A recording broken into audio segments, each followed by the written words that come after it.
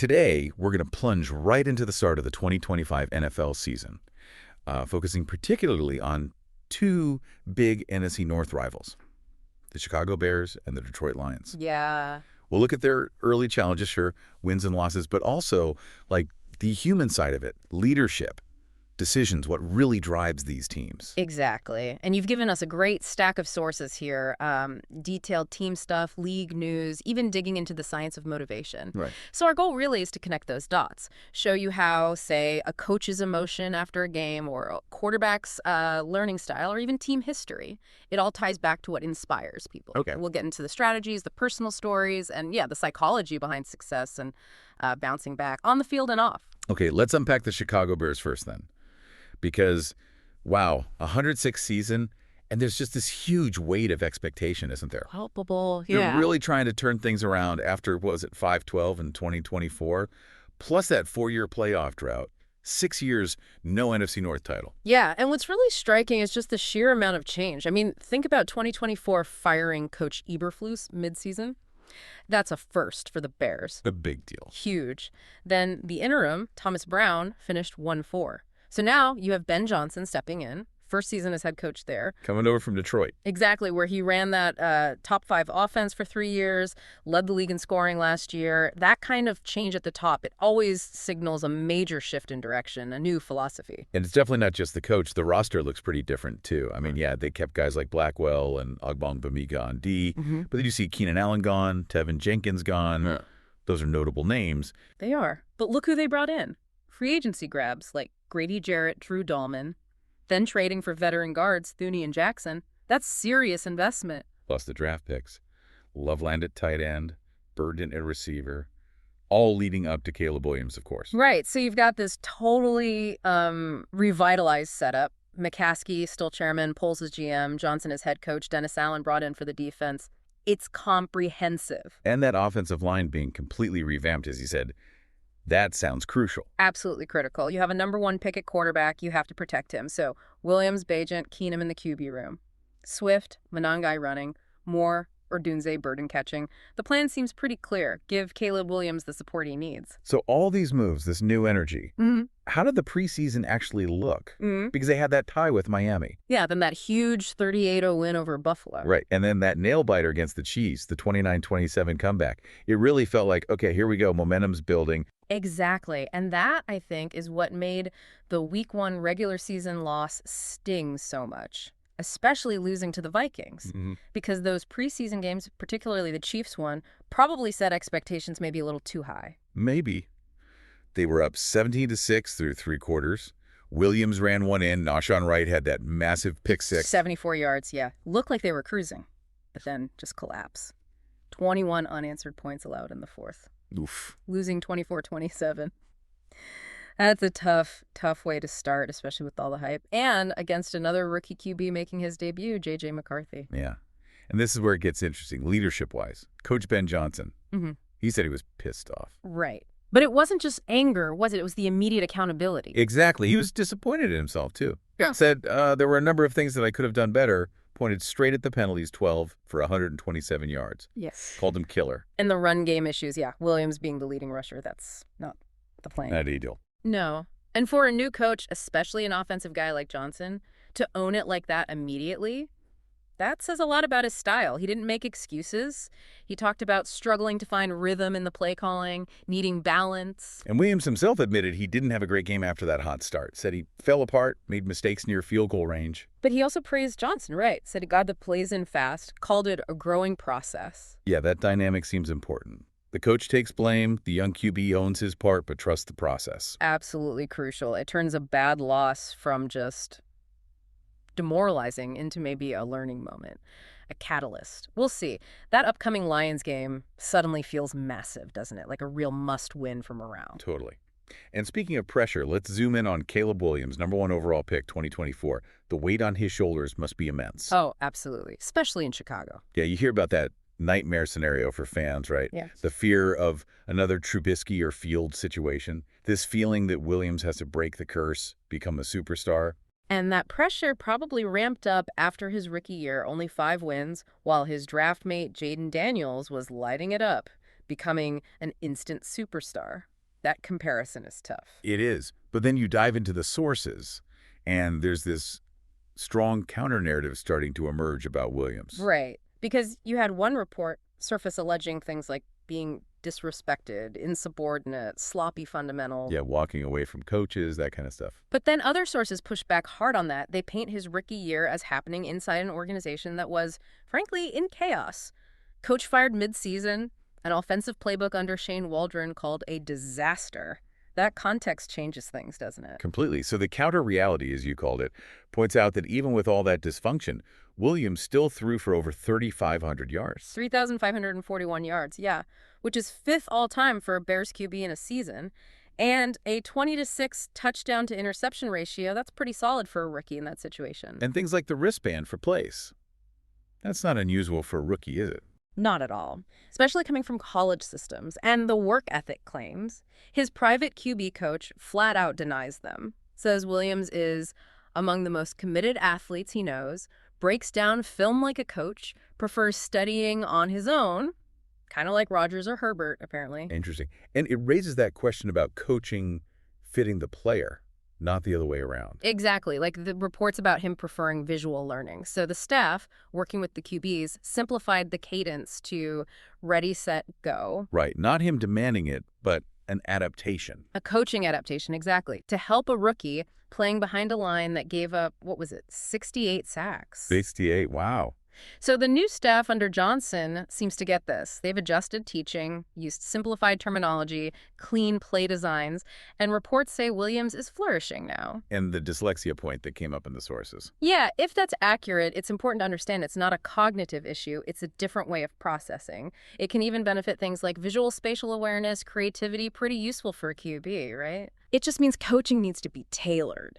So his ability to perform despite that and the chaos last year, that points to some serious resilience. Okay, let's pivot then. Let's talk about the other side of this rivalry game coming up. The Detroit Lions. They also started 0-1, lost to the Packers at Lambeau. Fans there are not happy either. Understandably frustrated, yeah. And again, look at the leadership response. Dan Campbell immediately said the problems were fixable. What kind of problems? Things like missed assignments, mental errors. He even included coaching issues in there. But the spotlight quickly turned to the offense under the new coordinator, John Morton. What were the criticisms? The game plan seemed off, bunched receivers, the run game stalled, which is not really the Lions' identity under Campbell, you know. They're usually more aggressive. And Goff, the quarterback. Reports said he was checking down a lot, playing it safe maybe? Yeah, avoiding forcing throws under pressure, which you can understand. But the result was only one touchdown for the whole offense. And there were those interesting reports suggesting Goff had a say in personnel, like starting Glasgow at center instead of the rookie. Right, and some link that directly to glaring protection problems they had in week 1. So that raises questions about that whole player empowerment thing, doesn't it? It does. Campbell's built his whole culture on grit and empowering guys. But week 1 looked like maybe some communication breakdowns, some schematic issues that undermined it. So now they're 0-1, like a lot of teams. 15 other teams, yeah. But they've got a brutal schedule coming up, apparently. So the message is urgency, not excuses. Yeah. That Bears game in week 2 is suddenly huge for them, too. A chance to get back on track, prove week 1 was a blip. Okay, stepping back from just these two teams, let's look at the broader NFL picture for 2025. Some big league-wide stuff happening, too, like the salary cap jump. Oh, yeah, a big one. Up $23.8 million per team to $279.2 million total. That gives teams a lot more wiggle room. Definitely changes the game for GMs. And what about rule changes? There seem to be quite a few. There are, and they're pretty significant. Those experimental kickoff rules from last year, they're permanent now. The ones that change the returns. Exactly. And now, if the kick goes into the end zone for a touchback, the ball comes out to the 35-yard line. That's a big field position shift. Well, and overtime. Change, too. Now both teams are guaranteed a possession in the regular season, just like the playoffs. Still a 10-minute limit, though, so maybe more ties. Could be. What else? Replay expanded. Oh. And the nose wipe penalty. Seriously. Yep. 15 yards for unsportsmanlike conduct if you do the nose wipe gesture. You gotta be careful now. Wild. And a big tech change. Virtual line-to-gain measurements using Hawkeye. Moving away from the chains. An AOA. Yeah. And even onside kicks got tweaked. Teams can declare them anytime they're trailing, and they line up a yard closer now. Little things, but they change strategy. A nose wipe penalty. History made right there.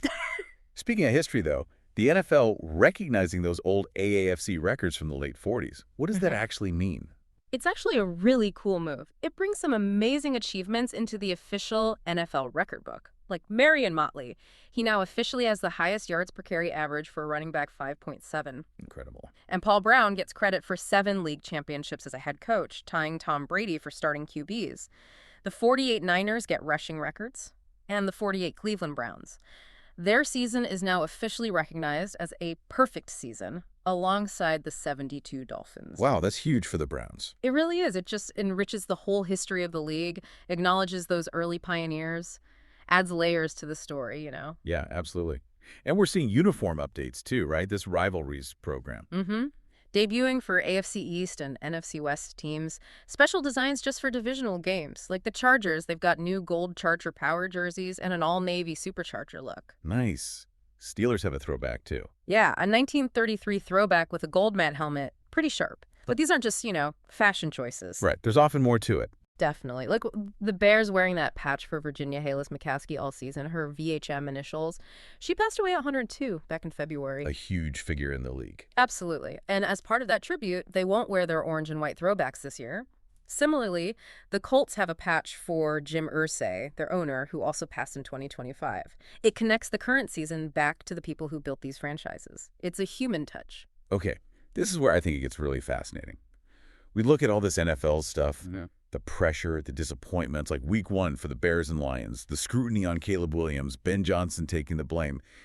It actually mirrors so much of what we see in motivational psychology, right? It really does. It brings up that fundamental question. What actually fuels that drive? That ability to overcome setbacks, not just in sports, but anywhere. Yeah. And the sources we looked at on motivational speaking, they break it down. Inspiration isn't just a feeling, it's biological. It involves dopamine release in the brain, creating emotional anchors that make messages really stick. How do speakers do that? Through things like authentic storytelling, showing personal vulnerability, using that classic hero's journey structure. It all creates emotional resonance. Think about Ben Johnson saying he was pissed off, but also blaming himself. That vulnerability again. Exactly. That's powerful leadership vulnerability. It tells the team, I'm with you, I feel this too, I take responsibility. That builds connection way more than just barking orders. So it's less about the X's and O's sometimes, more about the mindset, the heart. Precisely. These psychological principles are exactly how effective teams navigate rough patches. Sports leaders, just like leaders anywhere else, use these techniques maybe instinctively, maybe intentionally, to inspire teams through difficult times, create that shared vision, and build trust with transparent communication. Like Dan Campbell saying the Lions' problems are fixable. Right, and demanding execution. That's not just coaching talk. It's a motivational call to action. It's aimed at creating lasting change in how they perform. And Caleb Williams adapting his learning style, embracing the new system despite the pressure. That's his own journey from inspiration to action, right? That's resilience in action. It's personal transformation happening under a massive spotlight. It's amazing how you can draw direct lines from, say, Tony Robbins boosting energy or Brene Brown talking about vulnerability straight to what's happening on an NFL sideline. That Bears-Lions game? It's more than just a game now, isn't it? It's a crucible, like you said, a real test. It's a chance for both teams, really, to tap into that collective drive, that motivation, and turn that week 1 stumble into fuel for something better, into real growth. So we've kind of navigated through the early challenges for the Bears and Lions, the shifts across the league, and dug into this deeper psychology of motivation that ties it all together. Yeah, and what really comes through, I think, is that the football field, it's not just about strength and strategy. It's maybe even more about willpower, belief, and the impact of truly inspired leadership. That's the stuff that makes the difference when things get tough. So as you're watching the rest of the 2025 NFL season unfold, maybe keep an eye out for that. Every game, every big play, even those post-game comments, they offer these little windows into the human side of it all. That capacity for resilience, for transformation. Maybe the best breakout season isn't just about the final record. Maybe it's about how effectively a team or a player harnesses that inner drive, that collective inspiration to push through the inevitable challenges and turn them into stepping stones. Hey!